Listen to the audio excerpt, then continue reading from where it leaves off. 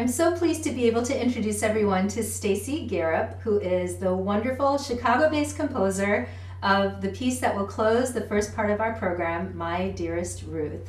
And we're here with our fabulous Picosa pianist, Kuang-Hao Huang, as well. Stacy, would you like to tell us how the piece came about? Sure. In 2010, Supreme Court Justice Ruth Bader Ginsburg's husband was in a hospital, and he was very close to the end of his life. And he wrote a love letter to Ruth that he put on a legal pad and then put in the drawer next to his bed. And with Justice Ginsburg and his family came to take him home, they found the letter in the nightstand. And this is the text that they asked me to set in My Dearest Ruth.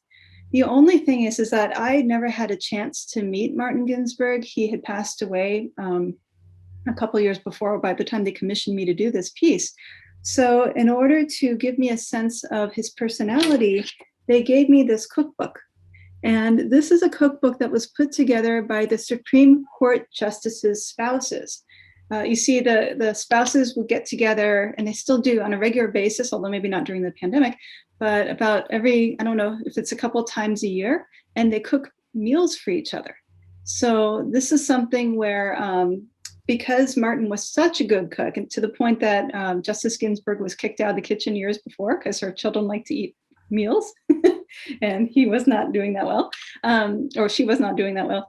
Basically, the spouses compiled a cookbook of all the different recipes that they could remember and put them into this particular book. Wow. And they also put in the book several different accounts of Martin. And that's what I did to help get me in the mindset of this piece. And I just want to read one quote to you because I think it summarizes Martin's his character perfectly. This is by Martha Ann Alito.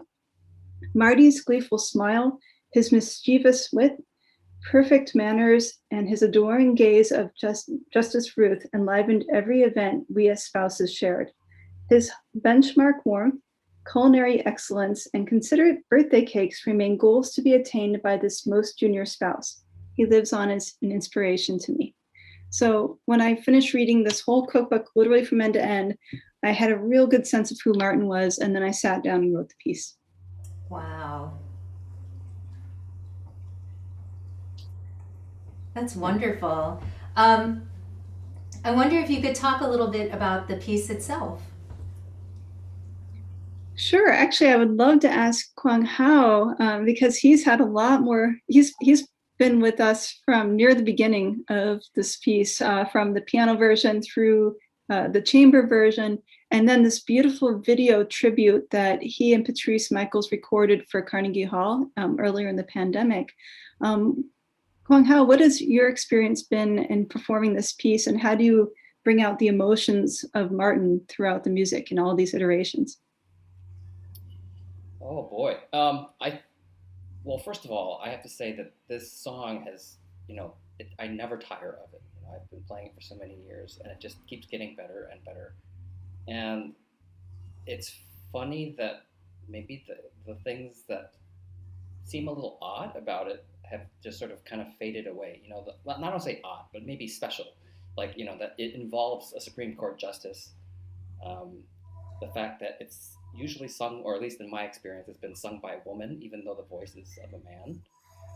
But I think that just goes to show how universal the song is and how universal the sentiments are, and what a beautiful love song it is.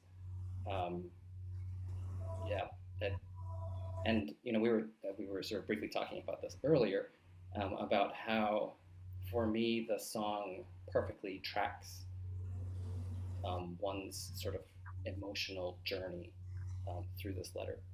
And so, yeah, it always hits the right spots for me as a performer. And I know for Patrice, it was always a challenge to get through the song without tearing up. You guys have done a beautiful job with the video in particular, because you've got Martin's letter on screen so that people can be seeing his handwriting and reading the letter along with you. We did do a few things to make it more timeless. So I took out, for instance, that it was Johns Hopkins Hospital and just say he's in the hospital. And that, I think, helps the quality of that timelessness. And I do have versions now for all the types of voices out there. So from soprano all the way down to baritone. And there's even a new version for alto saxophone and piano. Oh, wow. And the most interesting thing about all these is that, you know, it is weird at the moment when you hear the words signed Marty, people have a choice whether to say it or not. Even the saxophonists wanted to say it. Oh, yeah. I can imagine that. Yeah. So it's taking on a little life of its own. And I'm glad that this is a tribute piece. It used to be, in my mind, a tribute just for Martin. But after RBG passed away, it really kind of dawned on me this was a tribute to her as well. So I feel like it's a tribute to both of the Ginsbergs. Well, it's so beautiful. I've told Stacy many times that she just has this ability to capture these really tender, beautiful moments. I think it's a particular gifting of your writing, and it always makes your performing your music such a pleasure. This piece has really had quite the concert life since its inception. I wonder, Kuang-Hao, if you could talk a little bit about that. Oh, well, I think, Stacy, it was originally written for an 80th birthday present, right? Is that Yes, that was for RBG's 80th? Yes, at the Supreme Court. And then I first came in contact with this piece through Patrice Michaels, who we eventually recorded it for Sadie Records. And since then, I've had the honor to conduct a chamber ensemble version of this at the National Constitution Center in DC. And then, as you had mentioned earlier, we also, Patrice and I got to do a video tribute of this for RBG for Carnegie Hall. It's amazing. And of course, in the Picosa concert, we'll hear Jocelyn Zelakso, our wonderful soprano, and Michael Lewanski will be conducting the chamber ensemble version. And I know it'll be really beautiful. So thank you so much, both of you. Thank you. Everyone Thank you. enjoy. Thank you.